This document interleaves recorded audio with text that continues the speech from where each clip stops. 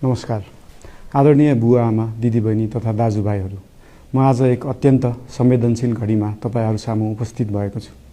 केही दिन अघि सुनसरीको देवानगञ्ज, सिराहा लगायतका स्थानमा भएको दुःखद घटना र त्यसपछि केही जिल्लाहरूमा उत्पन्न अशान्त वातावरणलाई लिएर नेपाल सरकार पूर्ण रूपमा गम्भीर र संवेदनशील छ।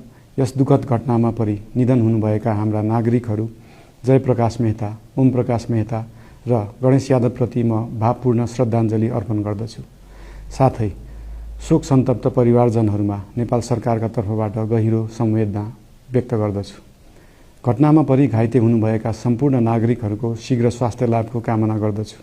घाइतेहरूको उपचारमा कुनै पनि प्रकारको कमी वा ढिलाइ हुन नदिन सम्बन्धित स्वास्थ्य निकायहरूलाई स्पष्ट निर्देशन दिइसकिएको छ। घटना भए लगत्तै सबै सुरक्षा निकायहरूले तत्काल घटनास्थलमा पुगेर परिस्थितिलाई सामान्य बनाउने, थप अप्रिय घटना हुन नदिने र शान्ति सुरक्षा कायम गर्ने प्रयास निरन्तर गरिरहेका छन्। घटनाको निष्पक्ष छानबिन गरी दोषीलाई कडा कानुनी कारबाही गर्न गृह मन्त्रालयले छानबिन समिति गठन गरिसकेको छ।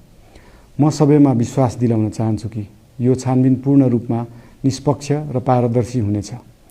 घटनामा संलग्न दोषी जो कोही भए पनि कानुनी दायरामा ल्याउन सरकार प्रतिबद्ध छ। अवस्था थप नबिग्रियोस्, कुनै पनि नागरिकको जनधनको क्षति हुन नपाओस् र स्थानीय स्तरमा विश्वासको वातावरण बनोस् भन्नका लागि नेपाल सरकार निरन्तर क्रियाशील छ। परिस्थिति सामान्यीकरण गर्न केन्द्र स्तरमा सर्वदलीय बैठक आह्वान गरी गहन छलफल गरिएको छ। स्थानीय तहसम्मै जनप्रतिनिधि, नागरिक समाज, विभिन्न धार्मिक गुरुहरू, समुदायका अगुवा तथा सामाजिक व्यक्तित्वहरूसँग निरन्तर संवाद भइरहेको छ। स्थानीय स्थितिको प्रत्यक्ष अनुगमन गर्न, पीडित पक्षसँग संवाद गर्न र शान्ति सुरक्षालाई थप सुदृढ बनाउन गृहमन्त्री स्वयं सो स्थानमा पुगिसक्नु भएको छ। साथै देशको समग्र शान्ति सुरक्षाको अवस्थाबारे गम्भीर समीक्षा गर्न राष्ट्रिय सुरक्षा परिषदको बैठक बसी परिस्थिति अनुसारका आवश्यक निर्णयहरू समेत गरिसकिएको छ।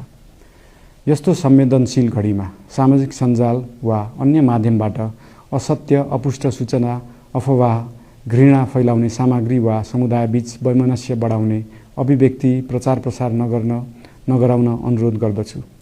साथै सरकारी निकायहरूबाट जारी भएका आधिकारिक तथ्य र सूचना मात्र विश्वास गर्न विशेष आग्रह गर्दछु। प्रत्येक नागरिकको जीवधनको रक्षा गर्नु, सामाजिक सद्भाव जोगाउनु र समाजमा शान्ति कायम राख्नु राज्यको सर्वोच्च र प्राथमिक दायित्व हो। आगामी दिनमा पनि राज्य थप सतर्क र संवेदनशील रहनेछ। प्रत्येक नागरिकको जीवन सुरक्षाका लागि सरकारका सम्पूर्ण संयन्त्रहरू अहोरात्र खटिनेछन्। शान्ति सुरक्षा भङ्ग गर्ने, अराजकता फैलाउने वा हाम्रो सदियौं पुरानो सामाजिक सद्भाव